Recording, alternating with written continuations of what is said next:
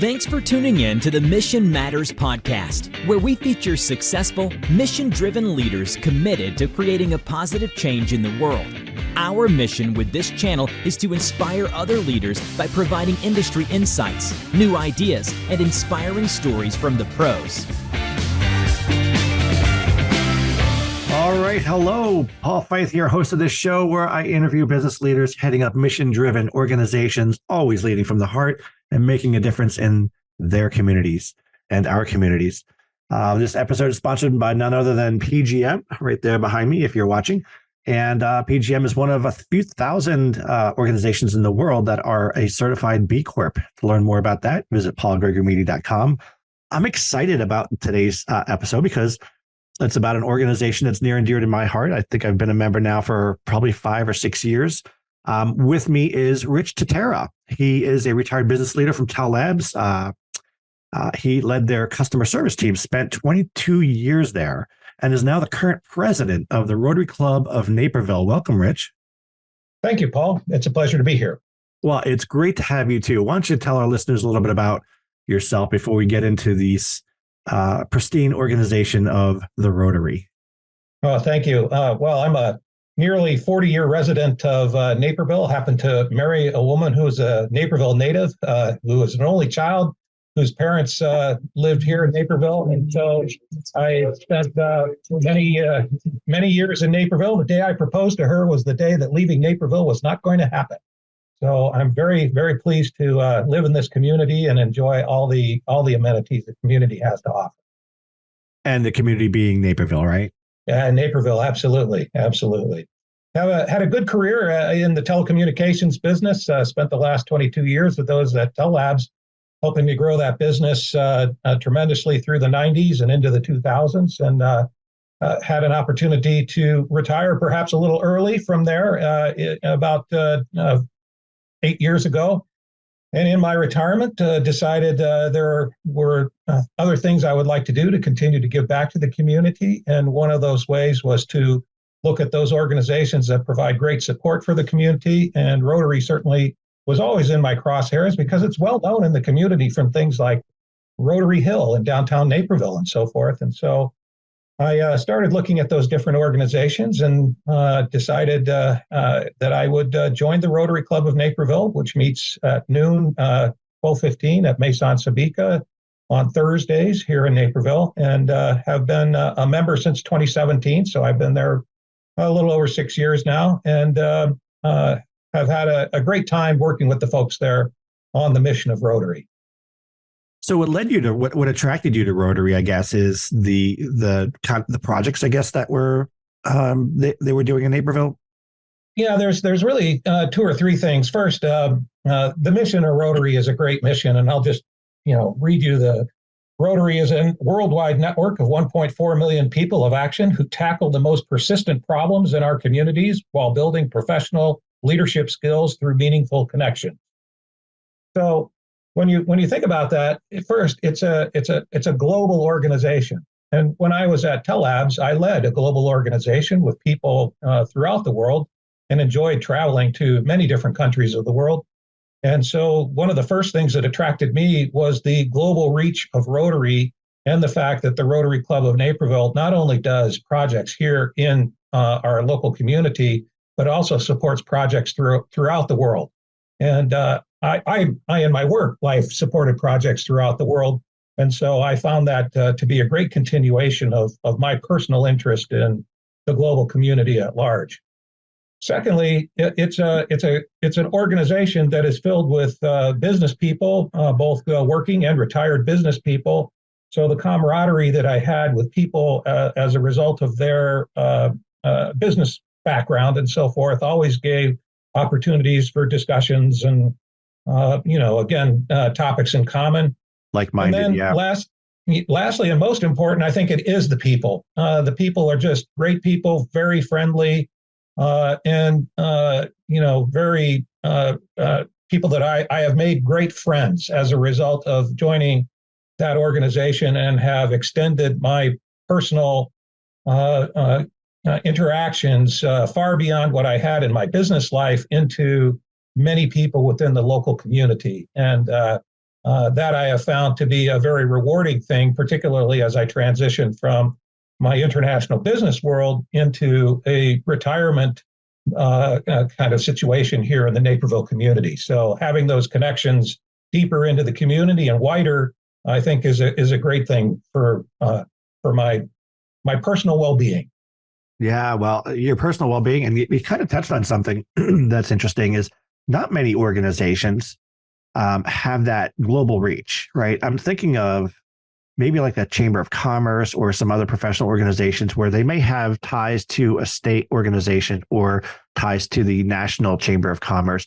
But as far as support from those organizations, I'm not sure how much of that and how much of that reach they get. A local Chamber of Commerce is a local Chamber of Commerce. And I love that organization as well. Again, more like-minded small business people that I tend to gel with. But Rotary it sort of has that upward reach and that connectivity that I don't find in many other organizations.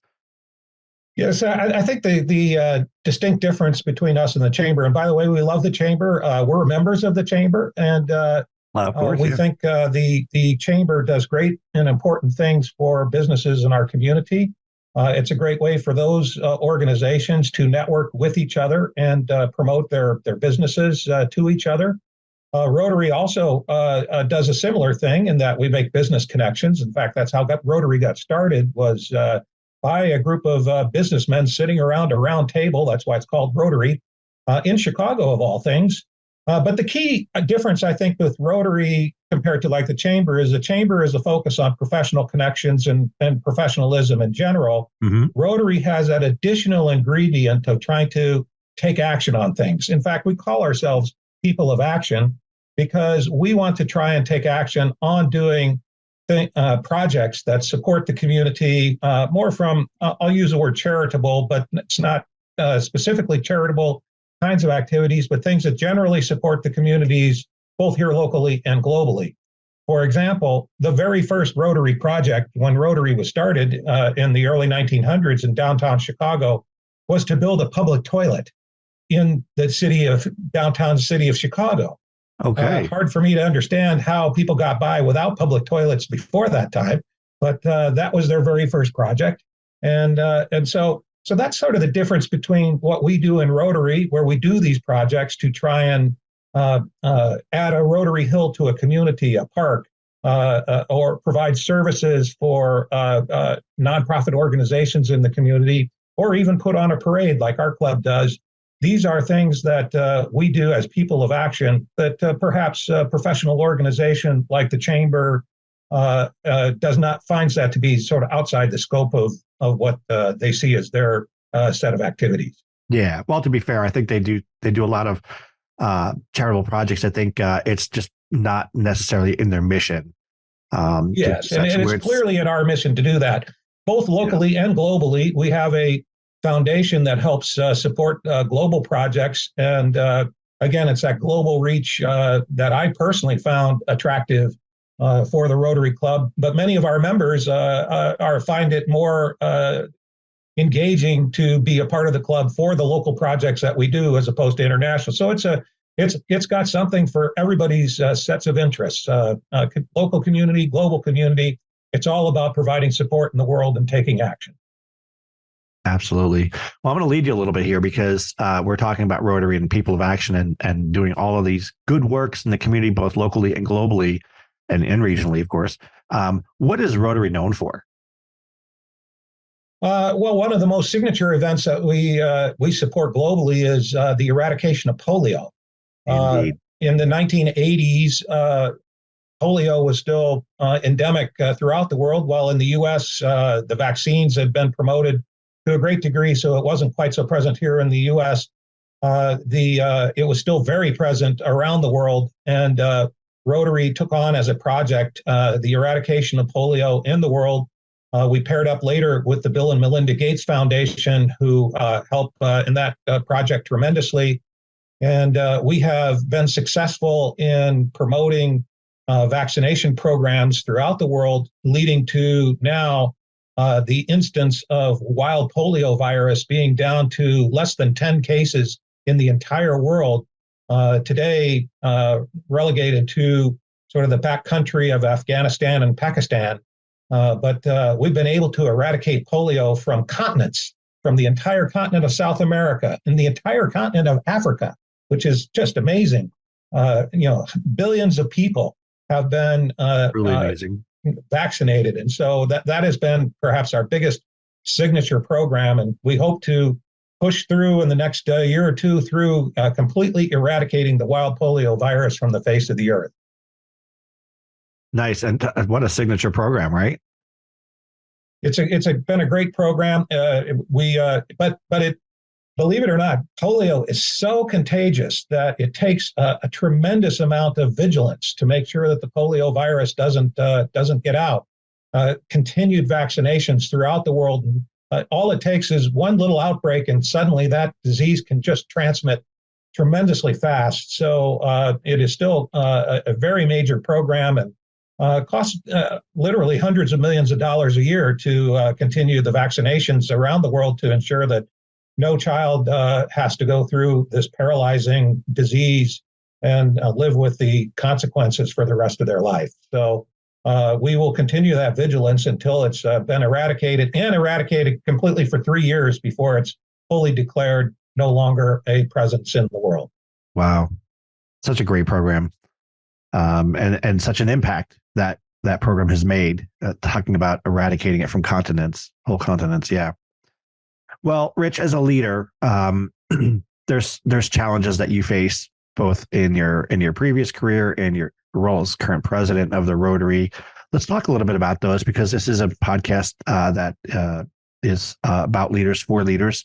And we were talking earlier, it sounds like your challenges really aren't no different than some of the challenges other nonprofit leaders might have. Why don't you talk about those? Well, of course, the key of a service club is to continue to have members that are added to the service club. We have business leaders that tend to come and go on a periodic basis as their careers take shape and people move on with other aspects of their lives, perhaps even leave the community. And as a result, you're always kind of in a recruiting mode to try and make sure that you are adding into the organization to keep the organization strong. And so it's a challenge for us to always keep reaching out into the business community in general and attract new members to join the club and to get those new members then engaged in the club so that they feel the same sense of fulfillment that I personally feel and many of the other club members do in terms of participating in the activities that we do. And so I would say recruitment is our number one kind of key message, and closely linked to that is getting our message out to the public about what we do as a Rotary Club. I continue to be sort of amazed at the number of people when I say they ask me, well, what's Rotary? And I say, well, let's start with Rotary Hill in downtown Naperville, and they're like, oh, Rotary Hill has something to do with Rotary. Well, yes, Rotary Hill was a project that the Rotary Club originally took on to make sure that happened for the city of Naperville. And that is perhaps the primary example of what we have done to help support our local community. And so getting our word out to people of what Rotary is all about continues to be a challenge as we see younger and younger people now moving into key business roles and wanting to get involved in things. They no longer have the exposure that perhaps used to be in terms of what Rotary did into the community. And so we're having to really work hard at marketing ourselves to the public to make sure that people know what we're all about.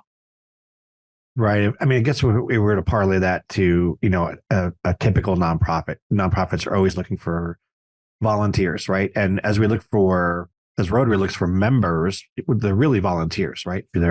Yes. We're people of action. So we want people that join the club and want to be, they want to be a part of this. We do have people that join the club because they want to have the social interaction as well, and there's nothing wrong with that.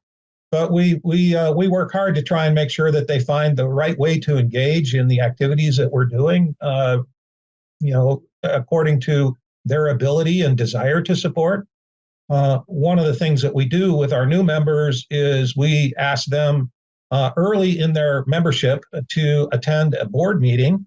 At our board meetings, all of our committees go through sort of a list of activities that they're currently working on, and that gives our new members exposure to what those boards are all up to, so that they can. We encourage them to try and pick a committee to be a part of, and we try and slot them into those committees as they choose very quickly, so that we can get them engaged in the club's activities, as opposed to just coming to our lunchtime meetings and having good social interaction.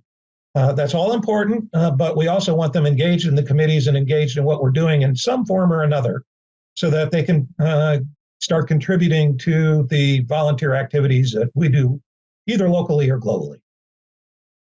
Well, that's great. I mean, you're getting them engaged early on, right? So that they're kind of baptized right away into this people of action.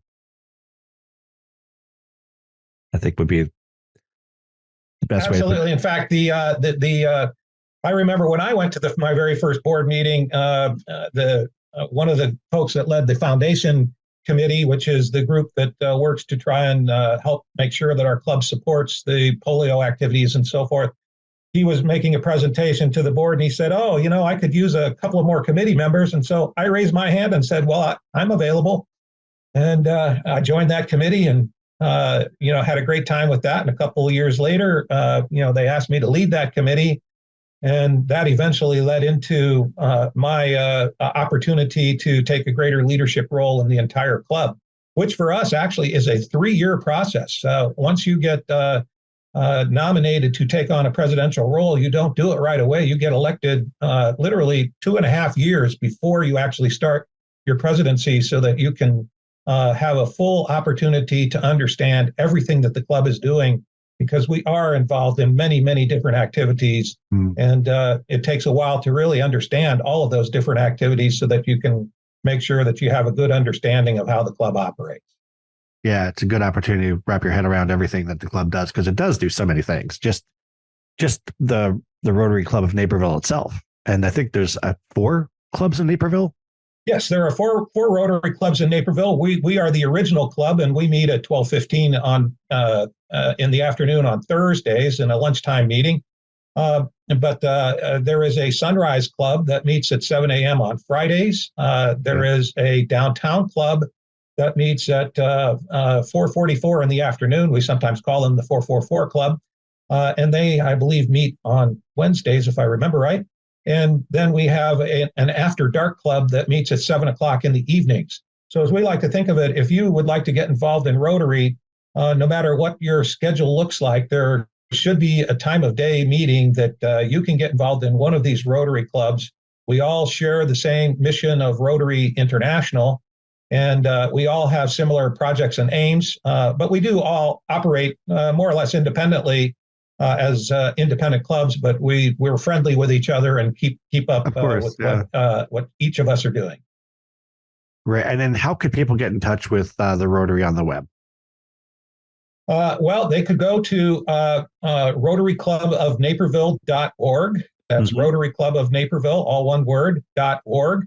And there is an opportunity there to, sign up to attend one of our meetings. You give us your email information. We'll get back in touch with you and let you know, when the next meeting is. Our meetings are generally the first two Thursdays of the month at Maison Sabika at noontime, and then we do a Zoom meeting on the third Thursday. But we do alter that schedule some months.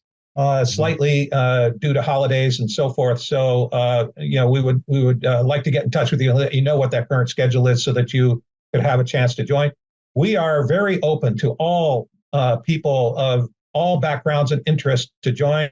It is very much a aim of Rotary to ensure that we embrace the principles of diversity, equity, and inclusion. Once upon a time, it was business leaders only, but no longer is that a specific requirement of Rotarians to be a leader in a local business. So we look to really anybody that wants to volunteer to help support the community to come out and join Rotary. Indeed. And I can attest firsthand that the lunches at Mason Sabika are always top notch, and the fellowship is second to none. Yeah, and we generally try and have a pretty good program for about a half hour where we have topics of interest. Sometimes it's our next program coming up in early December is a leadership program where we have a world-renowned leadership expert that's going to be talking about principles of leadership. Other times it's updates on civic activities. The mayor often speaks, police chief and fire chief and that sort of thing.